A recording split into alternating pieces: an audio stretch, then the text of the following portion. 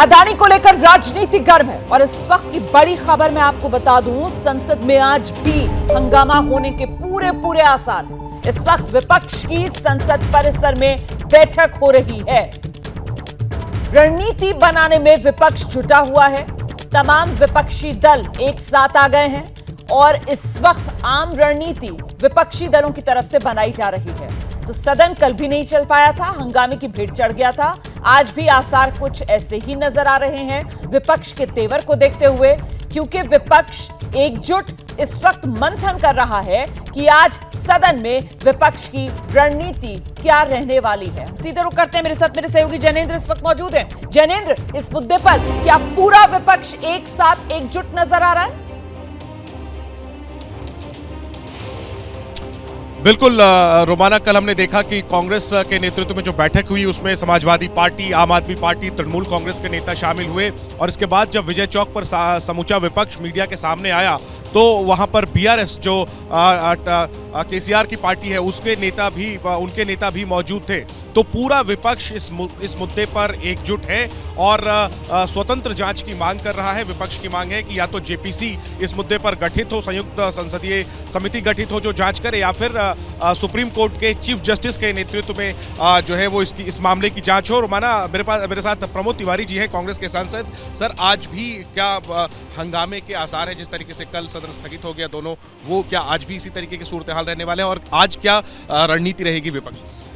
देखिए, इसे हंगामा मत कहिए, इसे 130 करोड़ भारतवासियों की आवाज को हम उठा रहे हैं। भारतीय स्टेट बैंक हमारे विश्वास का प्रतीक है। जीवन बीमा निगम भारतवासियों की पूंजी उसमें रहती है और वो परिवार को और व्यक्ति को संरक्षण देती है, लेकिन उसका पैसा साइफन ऑफ करके जिस तरह अडानी जी को नियमों और सभी को दरकिरार करते हुए लगा है, शेयर तेजी से गिर रहे हैं। जो रिपोर्ट आई वो रिपोर्ट भी कुछ करी, पर हम उस रिपोर्ट से अलग हटके हम चाहते हैं कि चीफ जस्टिस ऑफ इंडिया की देखरेख में ये 10-20 साल का नहीं, शताब्दी का जो सबसे बड़ा लूट डाका घोटाला है उसकी जांच हो जाए।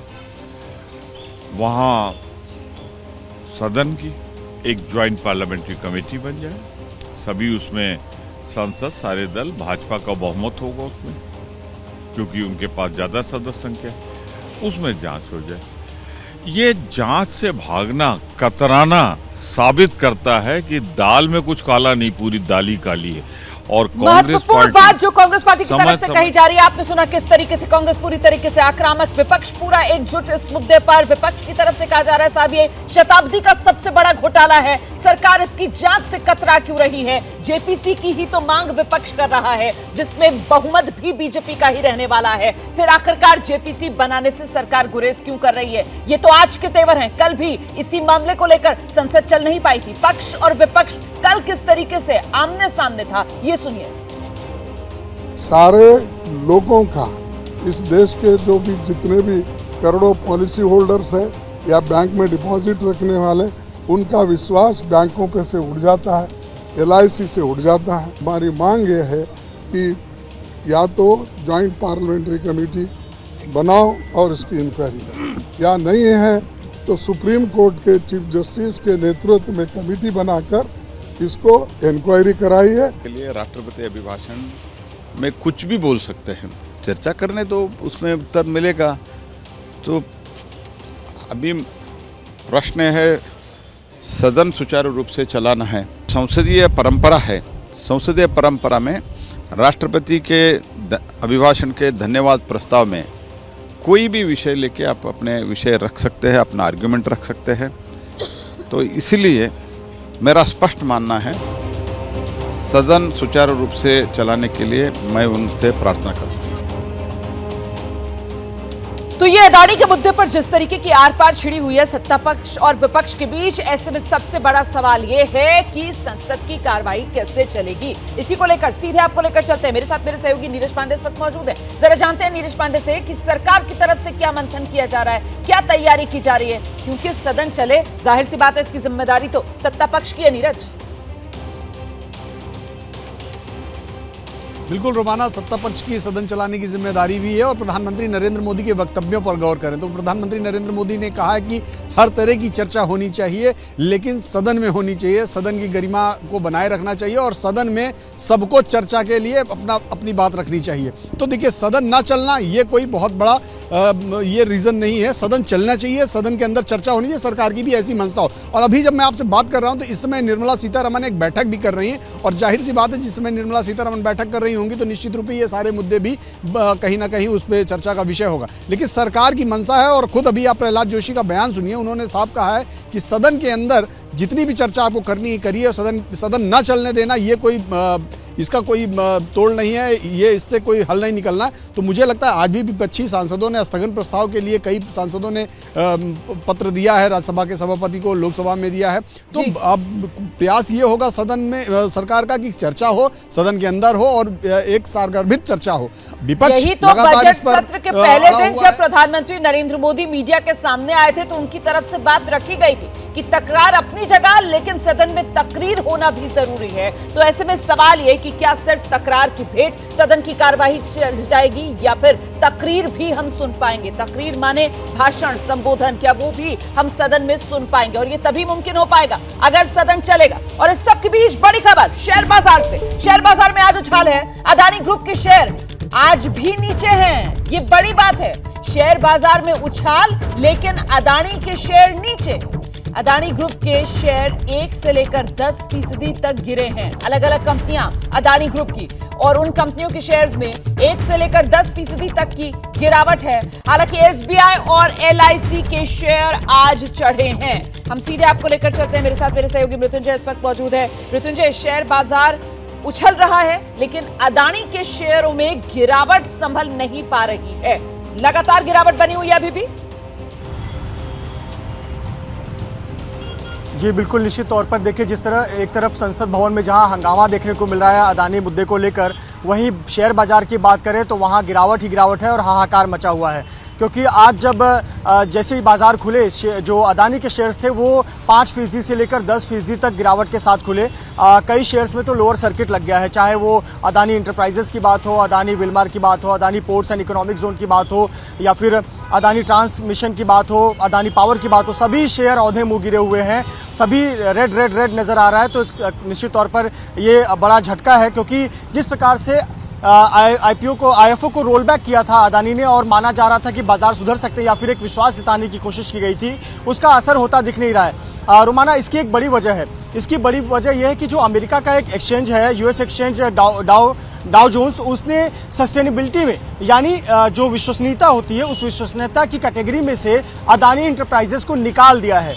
यानी उसका कहने का ये मतलब है कि जब भी डाउ एंड जोन्स ऐसा कदम उठाता है तो ये माना जाता है कि अब ये शेयर विश्वसनीय नहीं है। तो ये बड़ा कदम उठाने पे सीधा असर आज भारतीय बाजार पर देखने को मिला है और जैसे ही बाजार खुले अदानी के शेयर औंधे मुँह गिरे हुए हैं।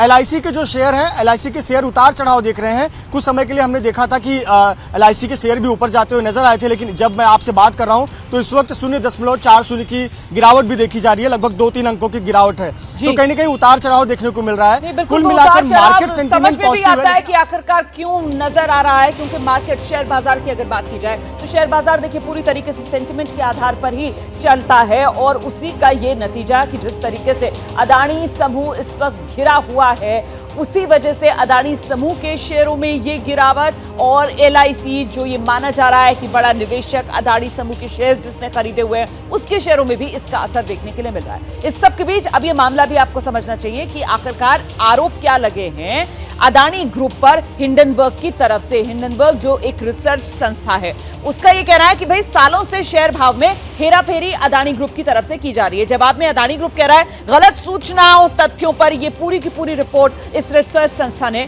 तैयार की है। हिंडनबर्ग आरोप ये लगा रहा है कि साहब बाजार निवेशकों को गुमराह किया है अदानी समूह ने। अदानी समूह कह रहा है भारतीय कानून के मुताबिक जितनी जानकारी है हमने सब दी है, हमने किसी को कोई गुमराह नहीं किया। हिंडनबर्ग आरोप लगा रहा है विदेशी फर्जी कंपनियों से भ्रष्टाचार किया गया है। अदानी समूह कह रहा है भारत और संस्थानों पर सुनियोजित यह हमला है। हिंडनबर्ग का आरोप यह भी है कि ग्रुप की 7 बड़ी कंपनियां, मतलब अदानी समूह की 7 बड़ी कंपनियां जो हैं वो तो कर्ज में डूबी हुई हैं। अदानी ग्रुप का कहना है हिंडनबर्ग के खिलाफ कानूनी कार्रवाई हो क्योंकि वो गलत तथ्य पेश कर रहा है। हिंडनबर्ग आरोप लगा रहा है खातों में गड़बड़ियां हैं। यहां तक के आरोप हिंडनबर्ग की रिपोर्ट में लगाई जा रही है कि साहब अदानी समूह जो है वो मनी लॉन्ड्रिंग में लिप्त है। आप समझ रहे हैं कितने गंभीर आरोप जो इस रिपोर्ट में लगाए गए। हालांकि जवाब में अदानी समूह की तरफ से कहा जा रहा है निवेशक हित हमारे लिए सर्वोपरि है। तो कुल मिलाकर इस तरीके के ये आरोप जिनका जवाब अडानी समूह की तरफ से दिया जा रहा है, लेकिन महत्वपूर्ण यह हो जाता है कि इसी पूरे मुद्दे को लेकर सरकार यहां पर घिरी हुई नजर आ रही है विपक्ष की तरफ से, क्योंकि विपक्ष अब सीधी सीधी मांग ये कर रहा है कि साहब ये शताब्दी का सबसे बड़ा घोटाला है और इसकी जांच कराई जाए, जेपीसी बनाई जाए। जेपीसी से क्यों गुरेज कर रही है सरकार, ये है विपक्ष का सबसे बड़ा सवाल। हम सीधे रुख करेंगे अब मेरे सहयोगी अभिषेक उपाध्याय इस वक्त हमारे साथ मौजूद हैं। जरा जानते हैं अभिषेक उपाध्याय से, क्या लगता है आपको आने वाले समय में और ये मामला अब किस तरीके से गरमाएगा? कल का दिन हमने देखा सदन का हंगामे की भेंट चढ़ गया, आज विपक्ष अपने तेवर दिखा रहा है, संयुक्त बैठक मंथन चल रहा है। देखिए रोमाना, इसके 2 पहलू हैं। एक पहलू तो ये है कि अडानी पर एक रिपोर्ट हिंडनबर्ग ने दी है, वो अपने आप में उसके जो तथ्य हैं उनको लेकर के सवाल उठे हैं और ये मामला संसद में है और इस पर लंबी चर्चा होगी। लेकिन जो दूसरा पहलू रोमाना वो भी देखना बहुत महत्वपूर्ण है और वो पहलू है कि हिंडनबर्ग अपने आप में क्या है। वो जो शॉर्ट पोजीशन लेता है, जो शॉर्ट सेलिंग करता है, उसके इंप्लीकेशन क्या है? देखिए ये भी एक सच्चाई है कि हिंडनबर्ग ने इस अडानी ग्रुप में शॉर्ट पोजीशन ली है और दर्शकों को ये समझाना बहुत जरूरी है कि शॉर्ट पोजीशन क्या है। ये तरह की हम कह सकते हैं स्पेकुलेटिव सेल होती है, यानी कि ये देखते हुए कि इस कंपनी के शेयर भविष्य में गिरेंगे। एक फर्म है जो बीच में उस शेयर्स को उस कंपनी के शेयर्स को बारो करती है, इनको उधार लेती है और उसके बाद उनको बेचती है और जब उसके शेयर के प्राइसेस गिरते हैं तो उनको फिर खरीद करके जिससे उधार लिया होता है उसको लौटाती है और ये डिफरेंस ह्यूज होता है। यानी कि आप आसान भाषा में यूं समझें कि अगर कोई भी कंपनी शॉर्ट पोजीशन लेती है तो उसको हर हाल में चाहिए कि टारगेट कंपनी के शेयर गिरे, वो जितना गिरेंगे, जितना डिमोलिश होंगे उसको कम फायदा होगा। अभिषेक उपाध्याय, मैं आपके पास लौटूंगी, कुछ आवाज में भी दिक्कत हो रही है, आप इसको जरा ठीक कर लीजिए, उसके बाद अपनी बात आप पूरी कर लीजिएगा, दोबारा आऊंगी। इस बीच एक बड़ी खबर, ब्रेकिंग न्यूज जो आप स्क्रीन पर देख रहे हैं वो ये है कि अडानी एंटरप्राइजेस के शेयर में गिरावट आज जो हुई है वो 25% की हो गई है। मतलब लगातार अडानी समूह की कंपनियों के शेयरों में ये गिरावट संभल नहीं पा रहा है। अडानी समूह निवेशकों को भारी नुकसान पर नुकसान उठाना पड़ रहा है क्योंकि अडानी के शेयरों में ये गिरावट। और इस वक्त की बड़ी खबर ये है कि अडानी एंटरप्राइजेस के जो शेयर हैं उसमें 25% की गिरावट हो गई है। तो कुल मिलाकर यहां पर मामला पूरी तरीके से अडानी समूह के हाथ से फिलहाल इस रूप में फिसलता हुआ जरूर नजर आ रहा है कि उसकी कंपनियों के शेयरों की कीमत धड़ाम होती हुई नजर आ रही है। मृत्युंजय, रोमाना, निश्चित तौर पर देखिए जैसा आपने कहा कि मार्केट जो है वो सेंटीमेंट पर चलता है और जो सेंटीमेंट है वो अडानी के इस वक्त अडानी के विपरीत चल रहा है और इसकी बड़ी वजह है। पूरे ओवरऑल अगर हम दुनिया के शेयर बाजारों की बात करें, चाहे वो सिंगापुर एक्सचेंज की बात करें, निके की बात करें, जापान एक्सचेंज, यूएस की बात करें, तो सभी मार्केट सेंटीमेंट पॉजिटिव है। भारत के नज़रिए से भी जो बजट आया काफ़ी पॉपुलिस्ट बजट था, तो इस हिसाब से यहाँ का शेयर बाजार का जो माहौल था वो काफ़ी पॉजिटिव था। लेकिन जो अडानी इंटरप्राइजेस को लेकर जो डेवलपमेंट्स हुई हैं और डाउ एंड जोन्स ने जिस प्रकार के स्टेप लिए हैं कि उनको विश्वसनीयता की कैटेगरी से बाहर रख दिया है, सस्टेनेबिलिटी की जो ग्रुप होती है उससे बाहर रखा, यानी कि साफ मैसेज दिया है शेयर धारकों को कि ये जो अडानी इंटरप्राइजेस के शेयर है उस पर आप विश्वास नहीं करिए। ये बड़ा कठिन मैसेज है किसी भी बिजनेस के लिए। तो अगर ऐसा मैसेज चला जाता है, सेंटीमेंट चला जाता है तो शेयर गिरने से पूरी तरीके से गिरता हुआ अडानी समूह नजर आ रहा है। जिस तरीके से मृत्युंजय यहाँ पर बता रहे हैं, डो जोन्स की तरफ से विश्वसनीयता की कैटेगरी से कंपनी को बाहर कर दिया गया है। जो फॉरेन निवेशक हैं, जाहिर सी बात है विदेशी निवेशकों के लिए भी इस वक्त भरोसा कर पाना मुश्किल हो रहा होगा, पैसा वो अपना निकाल रहे हैं और यही वजह है कि अडानी के शेयर जो हैं वो लगातार गिरते चले जा रहे हैं। इस सब के बीच सियासी हमले भी सियासी हमले भी अदानी पर तेज हो रहे हैं। आम आदमी पार्टी के सांसद हैं संजय सिंह, उनकी तरफ से कहा जा रहा है कि अदानी का पासपोर्ट जब्त होना चाहिए। मतलब आप समझ रहे हैं, इस बात के मायने ये हैं कि आम आदमी पार्टी की तरफ से ये आशंका जताई जा रही है कि गौतम अदानी जो है वो कहीं देश छोड़कर फरार ना हो जाए, अदानी का पासपोर्ट जब्त हो, ये कह रहे हैं संजय सिंह। 267 का नोटिस मैंने आज भी दिया है, कल भी दिया था, और हमारी एक ही डिमांड है कि इस पे जेपीसी बने, supreme court monitor time bound inquiry हो इसकी।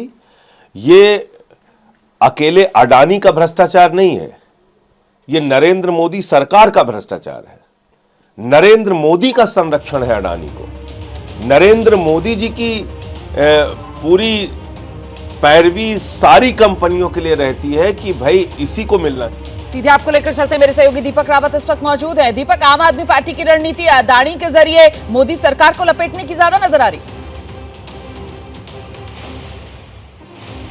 जी रोमाना, सीधे तौर पर और संजय सिंह ने इस बाबत चिट्ठियां भी लिखी हैं तमाम एजेंसियों को और खुद प्रधानमंत्री नरेंद्र मोदी को, जिसमें उन्होंने ये लिखा है कि पासपोर्ट जब्त तो होना ही चाहिए, साथ ही साथ इंक्वायरी भी जल्द से जल्द बैठानी चाहिए, क्योंकि लाखों करोड़ों निवेशक हैं। और जिस तरीके से आप रिपोर्ट बता रही हैं कि लगातार जो शेयर हैं अडानी ग्रुप के गिरते जा रहे हैं, उससे बहुत बड़ा खतरा जो है आने वाले समय में नजर आ रहा है। यही वजह है कि आम आदमी पार्टी जब सर्वदलीय बैठक में जाती है तो वहां पर भी एक ही बात कहती है कि सिर्फ इसी मुद्दे पर सदन में चर्चा होनी चाहिए, इसके अलावा दूसरे मुद्दे पर चर्चा नहीं होने देना चाहिए। संजय सिंह जो अगुवाई कर रहे हैं, करीबन 10 सांसद राज्यसभा में इस वक्त आम आदमी पार्टी के हैं और आम आदमी पार्टी के तमाम सांसदों की अगुवाई संजय सिंह कर रहे हैं, तो लगातार जो शून्यकाल का नोटिस हो या फिर स्पेशल मेंशन का नोटिस हो उनकी तरफ से दिया जा रहा है। तो सीधे तौर पर आम आदमी पार्टी चाह रही है कि इस बड़े मुद्दे पर ही चर्चा होनी चाहिए। तो इस वक्त की बड़ी खबर जान लीजिए आप, अदानी को लेकर राजनीति गर्म है। जानकारी ये सामने आ रही है कि संसद में आज भी हंगामे के पूरे आसार हैं।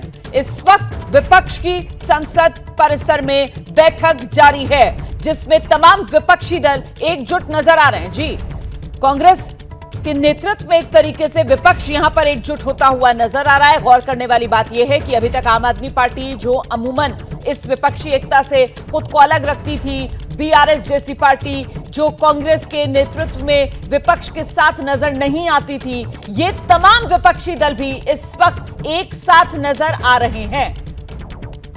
यही मुद्दा था, अदानी का मुद्दा, जिसकी वजह से कल सदन नहीं चल पाया, संसद में जोरदार हंगामा हुआ और अब आज एक बार फिर 11 बजे से सदन की कार्रवाई शुरू होगी।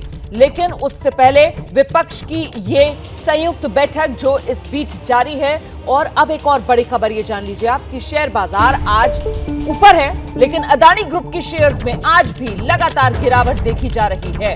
अदानी एंटरप्राइजेस के शेयर में 30% गिरावट देखी गई है। तो अदानी ग्रुप के शेयर्स में गिरावट लगातार जारी है और इसमें सबसे ज्यादा अदानी एंटरप्राइजेस के शेयर में 30% की गिरावट। अब से कुछ देर पहले मैंने आपको बताया था 25% की गिरावट, और ये गिरावट और बढ़ गई है, अब ये 30% पर पहुंच गई है। इस सब के बीच देखिए, हर एंगल को समझना जरूरी है। और अब वो रिसर्च संस्था हिंडनबर्ग, जिसकी रिपोर्ट सामने आने के बाद पूरी तरीके से घिरा हुआ अडानी समूह नजर आ रहा है, देश में सियासत गर्म है, उस हिंडनबर्ग को लेकर भी कुछ तथ्य, कुछ फैक्ट्स अब मैं आपके सामने रखने जा रही हूं। ले आइए जल्दी से तथ्य और फैक्ट्स जो हम रखने जा रहे हैं। कैसे होती है हिंडनबर्ग की कमाई, ये आपके लिए जानना बहुत जरूरी है।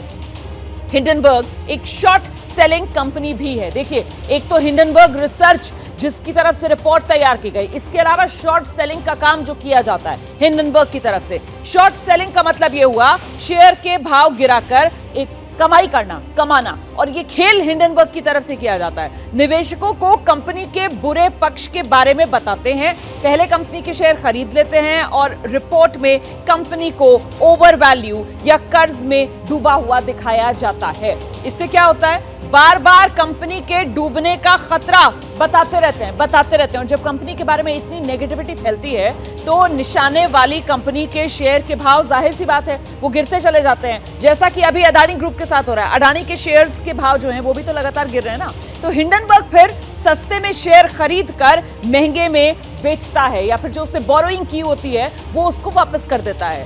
अब तक 16 से ज्यादा कंपनियों को अपना निशाना इस तरीके से हिंडनबर्ग बना चुका है। ये वो आरोप हैं जो हिंडनबर्ग पर लगाए जाते हैं और ये 16 से ज्यादा कंपनियां जो हैं वो पूरी दुनिया में फैली हुई हैं। यही वो सबसे बड़ा आरोप है जो इस हिंडनबर्ग रिसर्च संस्था पर लगाया जाता है कि साहब ये शॉर्ट सेलिंग का खेल खेलती है। हम सीधे आपको लेकर चलते हैं, मेरे साथ मेरे सहयोगी अभिषेक उपाध्याय इसी पहलू को लेकर और जानकारी आपके सामने रखेंगे। अभिषेक, ये जो हिंडनबर्ग रिसर्च संस्था है, आरोपों में ये भी बिल्कुल रोमाना, और देखिए सबसे जो बड़ा आरोप है वो आरोप है टारगेट किलिंग का। आप अदानी ग्रुप की बात कीजिए तो उसमें हुआ क्या है, जो अभी आप जो बात कह रही थी कि पहले इसमें एक पोजीशन ली है, यानी कि हिंडनबर्ग ने पहले इसमें एक शॉर्ट पोजीशन ली है, यानी कि इसके शेयर बोरो किए हैं, उधार लिए बड़े पैमाने पर, और उसके बाद रिपोर्ट रिलीज किए। इस बात को समझिए, ये जो डायमेंशन है ये बहुत ही महत्वपूर्ण है कि पहले आप शेयर लेते हैं, बोरो करते हैं, आप शॉर्ट पोजीशन लेते हैं, उसके बाद आप रिपोर्ट रिलीज करते हैं, और जिस रिपोर्ट में उस कंपनी के तमाम सारे जो नेगेटिव पहलुओं का जिक्र होता है, और इसी मकसद से की जाती है कि अब इसके शेयर ढुलकेंगे, गिरेंगे, तो आपने जो शॉर्ट पोजीशन ली है दोबारा आप खरीद करेंगे जब शेयर गिरेंगे और आप इसको ह्यूज मुनाफा कमाएंगे। और बड़ी बात ये भी है रोमाना, ये जो सबसे बड़ा जो आरोप है हिंडनबर्ग की रिपोर्ट में, वो कहती है कि अदानी ग्रुप में सीक्रेटिव इन्वेस्टर है, यानी कि ऐसे इन्वेस्टर है जिनका पता नहीं है। लेकिन एग्जैक्टली यही सवाल हिंडनबर्ग पर भी लागू होता है कि इसके अपने इन्वेस्टर कौन है, इसके के पीछे के जो इंस्टीट्यूशनल बैकर्स हैं वो कौन है, क्यों हिंडनबर्ग, क्यों इसके जो ओनर है नाथन एंडरसन वो कभी उनका ब्यौरा नहीं देते हैं कि वो हेज फंड कौन है जो इसको प्रमोट कर रहे हैं, जो इसको प्रोजेक्ट कर रहे हैं, जो इसके पीछे फाइनेंसिंग कर रहे हैं। और एक बात मैं और आपको जोड़ना चाहूंगा जो आपको जान के हैरानी होगी, ये बाउंटी देती है, $1 मिलियन की बाउंटी इस कंपनी ने दे रखी है एक टेथर नाम की क्रिप्टो करेंसी फर्म के खिलाफ डॉक्यूमेंट इकट्ठा करने के लिए कि जो कागज देगा उसको हम 1 मिलियन की बाउंटी देंगे। तो टोटल ये टारगेट क्लेम का मसला है। महत्वपूर्ण यही बात समझनी है कि साहब मामला जो है वो बहुत ज्यादा, जिसको कहते हैं ना, ब्लैक एंड व्हाइट में नहीं है, बहुत सा ऐसा ग्रे हिस्सा है जिसको समझना बहुत जरूरी है। और वहीं पर ये गुत्थी जो है उसकी कोई सिरा मिल सकता है सुलझाने के लिए। सबके बीच बड़ी खबर ये कि विपक्ष की बैठक जो चल रही है उसमें फिलहाल 16 दल शिरकत कर रहे हैं। संसद परिसर में विपक्ष की बैठक जारी और विपक्ष की इस बैठक में 16 दल शामिल हैं। हम सीधे आपको लेकर चलते हैं, मेरे सहयोगी जैनेंद्र इस वक्त हमारे साथ मौजूद हैं। जैनेंद्र, 16 दल शामिल हैं विपक्ष की इस बैठक में। कांग्रेस के नेतृत्व में क्या माना जाए, आम आदमी पार्टी, बीआरएस, टीएमसी, इस तरीके के तमाम दल एक साथ? बिल्कुल रोमाना, तो विपक्ष के सभी दल इस मुद्दे पर एकजुट हैं और सरकार की घेरेबंदी की कोशिश हो रही है और अदानी का जो पूरा मामला है इसको एक बड़ा राजनीतिक मामला बनाने की कोशिश चल रही है। बैठक के अंदर से कांग्रेस के एक सूत्र ने हमें बताया है कि आज फिर विपक्ष के नेता जो है वो दोनों ही सदनों में इस मामले पर, अदानी समूह वाले मामले पर चर्चा की मांग करेंगे और अगर इसकी इजाजत नहीं मिली तो सदन के अंदर ही प्रदर्शन होगा। ये कांग्रेस के एक सूत्र ने हमें बैठक के अंदर से जानकारी दी है। बैठक में इस बात को लेकर सहमति बनाई गई है कि एक बार फिर दोनों सदनों में चर्चा की मांग की जाएगी और अगर इसकी इजाजत नहीं मिली तो फिर सदन के अंदर प्रदर्शन किया जाएगा। तो जहां एक तरफ इस मुद्दे पर विपक्ष एकजुट आ गया है तो वहीं इस मुद्दे पर तेवर जो है वो बिल्कुल आक्रामक है। कल भी हमने देखा दोनों ही सदनों में सदन की कार्रवाई शुरू होते ही इस मुद्दे पर चर्चा की मांग की और इसके बाद प्रदर्शन किया, जिसके बाद सदन स्थगित हुआ दोपहर तक और इसके बाद फिर दोपहर को पूरे दिन के लिए लगभग ऐसी तस्वीर आज भी रहने की उम्मीद है और संभावना है। और फिलहाल विपक्ष की बैठक चल रही है जिसमें बड़ी बात यह है कि विपक्ष की सभी पार्टियां एक साथ इस मुद्दे पर आ गई हैं और बीआरएस, केसीआर की पार्टी बीआरएस जो कल बैठक में मौजूद नहीं थी वो भी आज नेता विपक्ष खड़गे के नेतृत्व में जो बैठक चल रही है उसमें मौजूद है। एक बात और क्लियर कीजिए, मतलब अभी जो है विपक्ष जो है वो इस पूरे मामले को लेकर दबाव यही सरकार पर बना रहा है कि साहब जांच करवाई जाए, इसके अलावा कोई और लिंक तो इस पूरे मामले में वो सरकार का नहीं ढूंढ पा रहा है ना? देखिए विपक्ष के जो आला नेता रहे हैं वो शुरू से ही जो गौतम अडानी हैं उनकी नज़दीकियां प्रधानमंत्री से बताते रहे हैं और हमलावर रहे हैं और ये आरोप लगाते रहे कि सरकार जो है वो उनको फेवर करती है। अब जबकि अडानी के शेयर गिर रहे हैं और उन कंपनियों में जो SBI, LIC जैसी सार्वजनिक कंपनियां जिसमें जनता ने निवेश किया है वो पैसा डूब रहा है, ये आशंका है। तो विपक्ष ये चाहता है कि सरकार इस पूरे मामले की क्या फेवर दिए गए, क्यों सरकारी कंपनियों ने जो है निवेश किया, क्योंकि अब अडानी समूह पर फर्जीवाड़े के आरोप लगे हैं कथित तौर पर। तो विपक्ष जो है वो इस मुद्दे पर देखिए दो चीजें चाहता है, एक तो सदन में चर्चा चाहता है और उस चर्चा में विपक्ष जो है वो मांग करना चाहता है एक JPC के गठन की और सुप्रीम कोर्ट के चीफ जस्टिस की निगरानी में जांच की। तो इस मामले को लेकर कुल मिलाकर मांग कर रहा है, सुप्रीम कोर्ट के जज की निगरानी में जांच चाहता है विपक्ष। लेकिन सबसे महत्वपूर्ण हो जाती है टाइमिंग, क्योंकि आप जानते हैं कि राजनीति में जो टाइमिंग है वो बेहद महत्वपूर्ण होती है और ऐसे में हिंडनबर्ग की टाइमिंग भी इस वक्त सवालों में है। और वो इस वजह से सवालों में है क्योंकि 24 जनवरी वो तारीख थी जब हिंडनबर्ग ने अडानी ग्रुप को लेकर अपनी रिसर्च रिपोर्ट सार्वजनिक की। इसके बाद क्या होता है, 2 दिन बाद अडानी एंटरप्राइजेज FPO लाने वाला था। आप सब जानते हैं वो FPO जो आया भी, जिसको बाद में रद्द किया गया। 2 दिन के बाद वो FPO आना था अडानी एंटरप्राइजेज का। FPO की 27 से 31 जनवरी तक सब्सक्रिप्शन की डेट जो पहले से तय थी। इसके बाद FPO से अडानी एंटरप्राइजेज को 20,000 करोड़ रुपए जुटाने थे अपने निवेश को, अपने व्यवसाय को और बढ़ाने के लिए। अडानी ग्रुप ने कहा FPO नाकाम करने के इरादे से ही ये रिपोर्ट जो 24 जनवरी को सार्वजनिक की गई है, मतलब वो जो FPO आना था उससे बिल्कुल ठीक पहले ये रिपोर्ट आ जाती है। और अब उसका असर ये कि अडानी समूह तो पूरी तरीके से ढलान पर नजर आ रहा है ना। हम सीधे आपको लेकर चलते हैं, मेरे साथ मेरे सहयोगी नीरज पांडे इस वक्त मौजूद हैं। नीरज, ये सबसे बड़ा डिफेंस एक तरीके से जो अडानी समूह की तरफ से दिया जा रहा है, अपने पक्ष में जो बात कही गई है टाइमिंग की दलील देते हुए। देखिए रोमाना, इसमें कोई शक नहीं कि अडानी के मामले में विपक्ष को एक हथियार मिल गया सरकार को घेरने का। लेकिन सरकार के सोर्सेस से जो हमारी जानकारी है, सरकार ये मानती है कि ये एक बिजनेस ग्रुप का और स्टॉक एक्सचेंज का मामला है। इसका सरकार से कोई लेना देना नहीं है और सीधे तौर पर सरकार की कहीं भी इसमें कोई भूमिका भी नजर नहीं आती। ये जरूर है कि विपक्ष के पास एक मसाला मिल गया है, किसी तरह से सरकार को घेरा जाए और सरकार को घेरने का प्रयास कर रहे हैं। और यही कारण है कि सदन में हंगामा चल रहा है पिछले 2 दिन से। नीरज, जो बात आप कह रहे हैं ना, दरअसल इसी वजह से सबसे बड़ा सवाल ये होता है कि फिर सरकार जो है इस मामले में चर्चा या फिर JPC के गठन में वक्त क्यों लगा रही है?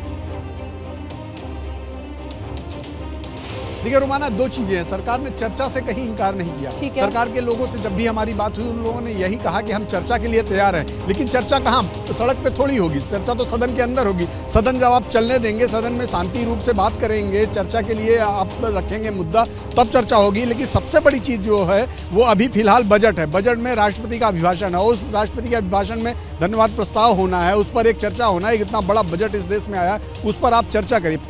पहली जो प्राथमिकता है वो बजट है। उसके बाद आप जो मसले रखेंगे उस पर भी चर्चा करने के लिए हम तैयार हैं। लेकिन चर्चा कहाँ होगी? सदन के अंदर होगी। सदन के बाहर नहीं होगी। हंगामा सदन के बाहर हो रहा है। सदन के अंदर जब आप जा रहे हैं तो सदन चलने नहीं दे रहे, तो चर्चा कहाँ होगी? JPC के गठन की तो फिर मामला क्यों अटक रहा है? सरकार चर्चा के लिए तैयार, लेकिन पहले बजट को प्राथमिकता दी जाए। सारा मामला पहले प्राथमिकता इसी को लेकर अटका हुआ है। मतलब मामला सिर्फ और सिर्फ पक्ष विपक्ष की आर पार का है।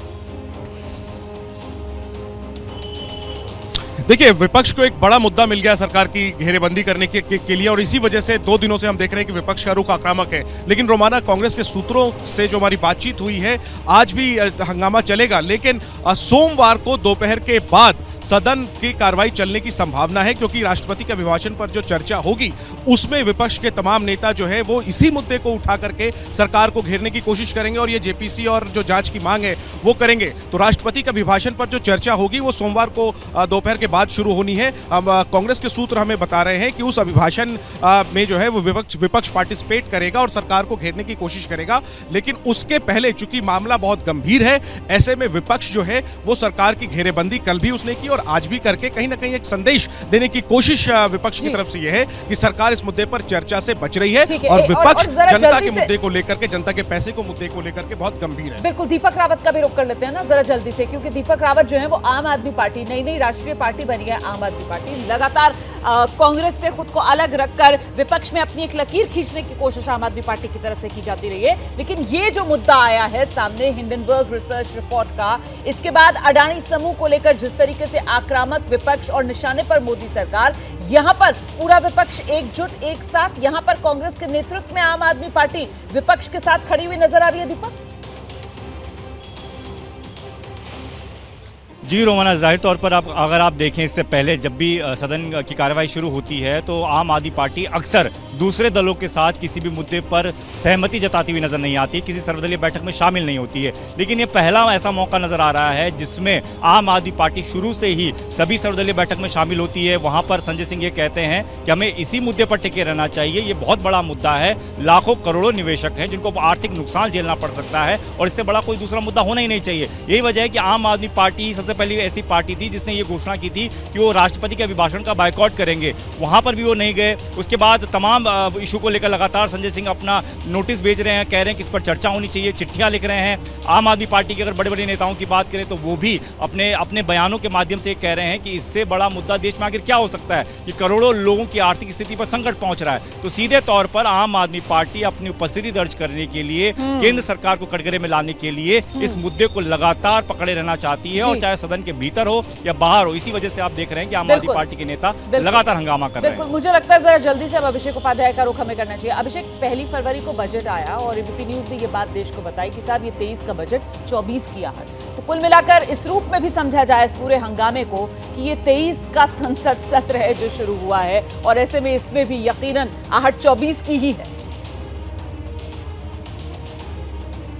बिल्कुल 24 की आहट है रोमाना, एकदम आप ठीक कह रही है। और मैं आपको कुछ फैक्ट और बताऊंगा, और वो भी इस पूरे डिस्कोर्स में आएंगे, क्योंकि वो भी एक महत्वपूर्ण हिस्सा है। हिंडनबर्ग की जो बात चल रही है, देखिए अदानी ग्रुप पहली कंपनी नहीं है, इसके पहले एरोस इंटरनेशनल के खिलाफ भी, जो आप जानती होंगी रोमाना, जो एक बड़ी फिल्म कंपनी है, उसके खिलाफ भी अदानी ने ऐसी रिपोर्ट दायर की। इस वक्त की बड़ी खबर आपको बता दूं, वित्त मंत्री निर्मला सीतारमण की बीजेपी सांसदों के साथ बैठक खत्म हो गई है। बजट के अहम पहलुओं पर बीजेपी सांसद को जानकारी देने के लिए एक तरीके से आप कह सकते हैं कि वित्त मंत्री निर्मला ताई की एक क्लास थी, जिसमें वित्त मंत्री निर्मला सीतारमण ने बीजेपी के सांसदों को इस बजट की खासियतें, अहमियत, सकारात्मक पहलू उनके सामने सरल तरीके से रखे हैं, ताकि वो अपने अपने क्षेत्रों में जाकर जनता के बीच संदेश बजट का पहुंचा पाए।